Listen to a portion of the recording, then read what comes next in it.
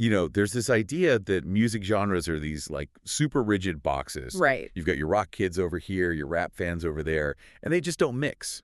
It's like high school all over again. Totally. Yeah. Historically, that was true. You picked your tribe, you wore the uniform, and that was that. But then you look at the last decade, and you look at this one kid from Canton, Ohio, Michael Lamar White II. Who we all know as Trippie Redd. Exactly. And he didn't just cross the lines between those genres. He took a sledgehammer to them. A sledgehammer is a good way to put it. His discography it can give you whiplash if you're not ready for it. For sure. So that's the mission for this deep dive. We're trying to figure out how this artist became, almost a Rosetta Stone for modern hip-hop.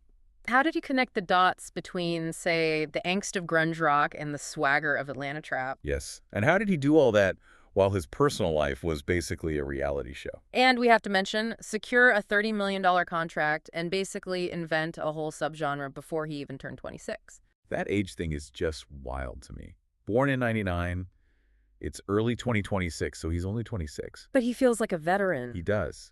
He's been shaping the sound for a decade. In rap years, that's like 2 lifetimes. To really get it, though, you have to go back to the beginning, back to Canton, Ohio. Which is not exactly a music hotspot. It's the Pro Football Hall of Fame city. Exactly. And we're talking specifically about 14th Street, the 1400 block. You hear him shout it out all the time. 1400. Right, and that's not just marketing. That was his world. It was a tough place to grow up. He was affiliated with the Bloods pretty early on. See, and that's the first thing that doesn't add up. You hear Bloods affiliation and you expect the music to be. Well, you expect street rap. NWA, maybe some Chief Keef. Yeah.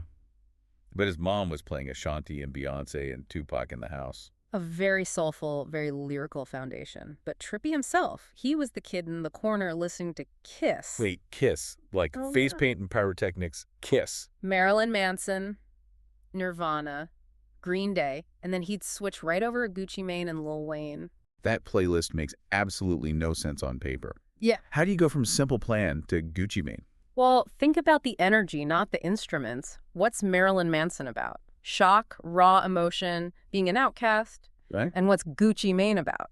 Rebellion, being an outsider, grit. To a teenager in Ohio, they're not that different. He heard the feeling, not the genre, a guitar scream and a trap snare. They hit the same nerve. So he's soaking all this in. But just listening to music doesn't make you an artist. There's usually some kind of catalyst.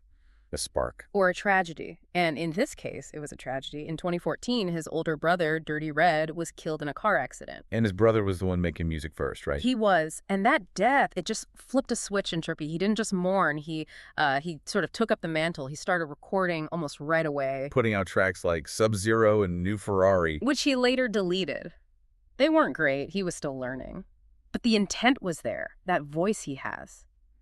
That strained, cracking, almost screaming delivery. Yeah. That's not a vocal lesson. That's pure grief. He was rapping to process the loss. So he graduates high school, moves to Atlanta. Yeah. And that unique voice is what makes him stand out. Atlanta was everything in 2016. He connects with Lil Wop, gets in studios with Cody Shane. He starts to bubble, but the real explosion was May 2017, A Love Letter to You. And the single, Love Scars. Love Scars is the blueprint for emo rap. Forget Wikipedia, just listen to that song. Let's break that down, though. What is emo rap, sonically? Okay, so you have the bones of trap music, the rattling hi-hats, that booming 808 bass.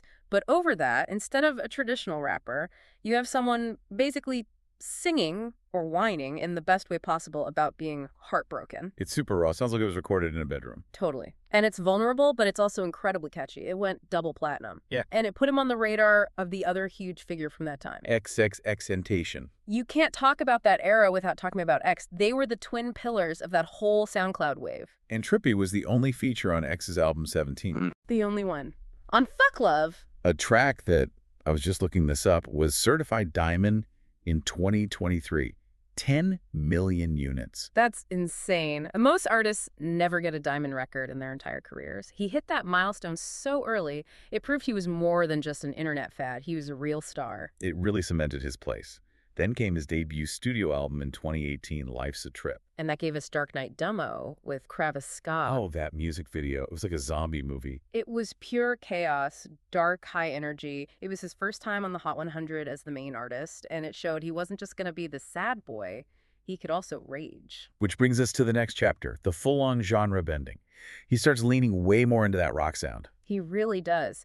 In 2021, he drops Neon Shark vs. Pegasus. The Neon Shark part was a whole rock album produced by Travis Barker, the king of pop punk. the ultimate cosign. And for Trippie, it wasn't a costume. This was him going back to the stuff he grew up on. It felt authentic. But he didn't just look back. He was also pushing forward with this new sound people started calling rage. Rage music. Yeah, you hear that term everywhere now. Can you define that for us? It's not just angry music. No, it's very specific. It's high energy, almost frantic. It's built on these buzzing, distorted synthesizers that sound like an old video game. Like an arcade machine breaking. Exactly. The loops are repetitive, hypnotic. It's music made specifically for a mosh pit. And the prime example of that is Miss the Rage. 100% with Playboi Carti. That song debuted at number 11 on Billboard, his highest chart position ever. Which is funny, because it is not a radio-friendly song. It's abrasive. But that's the point. He knew his audience was raised on internet chaos and video games. He didn't make a song for the radio. He made a song for the festival, and the radio had to catch up. And he just kept working with everyone. Yep. Drake, Lil Uzi Vert, even that EP with MGK in 2024. Genre. Sad boy. Which got some pretty mixed reviews. Mix is being kind. A lot of critics hated it. But it shows he's not afraid to try things, even if they don't always work out. Okay, we have to talk about the personal side of things now. Yeah. Because for a guy who sings about heartbreak, his real-life relationships have been volatile. That's the word for it. Volatile. Okay, we have to start with the big one.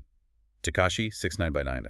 Ugh, yeah. If X was like a brother, 6ix9ine was the arch nemesis. They started out as friends, though. They had that track, Pulse 1469. They did. Back in 2017, they were on the same wave. But then the allegations came out about 6ix9ine, and Trippie he drew a line. He publicly denounced him. And it wasn't just Twitter beef after that. Not at all. It got physical. Trippie got jumped in New York. 6ix9ine got jumped in LA. There were threats. There were other rappers getting involved. It was a mess. Then it got even more serious during 6ix9ine's federal case. Yeah. In court, under oath, 6ix9ine named Trippie as a member of the 5'9" Brims gang. He snitched on him in federal court. He did. But look who's still standing, still evolving. Trippie outlasted all that drama. And his friendship with XXXTentacion was also full of ups and downs. It really was. There was a point where X literally banned him from coming to Florida. That's so wild to think about now. They patched things up, of course. X apologized. But then came the tragedy. X was killed on June 18th, 2018. Which was Trippie's 19th birthday. Can you imagine turning 19 on the day your friend is murdered? That changes you. He dyed his hair in tribute, released songs for him. He still talks about him all the time. Loss is just a constant theme. Even in his romantic life, it's been public and messy. For sure. His breakup with Sky Morales in 2023 was all over the blogs. He even publicly apologized for cheating. Which is pretty rare. It is. But now there's the whole thing with Coi Leray. The ultimate on-again, off-again relationship. They dated years ago, broke up, and then got back together in 2024. And now it seems much more permanent. It does. They had a daughter, Miyoko, in June of 2025. He's a father now. A father who still has run-ins with the law, though. Right. We can't forget that. There were assault charges back in 2018. And just last year, July 4th, 2025, he was arrested at Miami International Airport. What a way to spend the 4th. Yeah, he had an active warrant for driving without a license. It's just a reminder that even with all the success, old problems can still surface. And speaking of success, let's talk about where he is now, the current era. This is not the SoundCloud kid anymore. Not at all. He signed a $30 million deal in 2022, bought a $7.5 million mansion in Florida. He's a mogul. Creatively, though, it feels like he's at a bit of a crossroads. I think so. Mansion Music in 2023 got a lukewarm response, and that single he did with KSI in late 2024, thick of it. Oof, the internet was not kind to that one. No, it was. It was panned. And that's the danger when you're so prolific. When you put out so much music, sometimes the quality dips. You risk burning out your audience. But he's not slowing down. Right. We've got the new album, NDA, on the way. Right. We've heard a couple of singles. And the big news is that it's supposed to have a feature from Kanye West. Which is still a huge deal. A Kanye feature still means something. It shows he's still aiming for the very top. He's not just coasting. So let's sum this all up. He blended rock and trap. He basically birthed the rage sound. He survived all these insane feuds. And now he's a dad with a massive record deal. What's the takeaway? I think Trippie Redd is the guy who made it okay to be everything at once. He destroyed the idea that you had to pick a lane. He showed you could be a gangster rapper who also sings about being sad. He made it cool to scream your feelings over an 808. Exactly. The entire sound of modern melodic rap, you can trace so much of it back to him. He took the Weird Kids playlist and made it the mainstream. All before turning 26. Which brings me to the thought I want to leave everyone with. He did all this as a teenager and a young adult. He's a father now. He has the money, the house. He's got, what, another 20 years of his career ahead of him, potentially? But will the music change? So much of that sad boy and rage sound is fueled by youthful chaos and angst. Right. When you're not struggling anymore, what do you rage about? Can his sound mature with him? Or is he kind of trapped by the sound he created? Can you still make believable rage music when you're a millionaire dad? That's the real question. Can you rage responsibly? We're about to find out with this new album. That's the whole story of the NDA era, isn't it? What happens next? We'll be watching. Definitely. If you haven't already, go listen to Dark Knight Demo and Miss the Rage. Essential tracks. Thanks for joining us for this deep dive. Stay curious. We'll catch you next time.